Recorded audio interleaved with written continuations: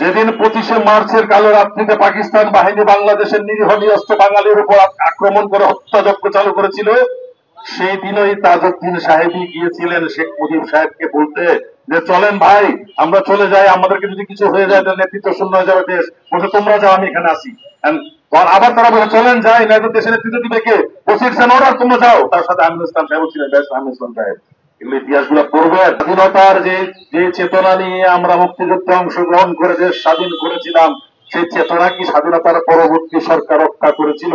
যদি রক্ষাই করে থাকে তাহলে ৭৪-এ বাকশাল কেন গঠন করা হলো? আমার গণতান্ত্রিক অধিকার, আমার কথা বলার অধিকারকে ক্ষুণ্ণ করা কেন হলো? কেন একটা দলের ভিতর থেকে সমস্ত ডিসিশন না হলো, এক ব্যক্তি শাসন কায়েম করা হলো? এটা কি আমার স্বাধীনতার চেতনা ছিল? আপনারা আপনাদের চেতনার জায়গাটা আরেকটু ঝকঝকে পরিষ্কার করার চেষ্টা করেন। কোন চেতনায় বিশ্বাস করেন?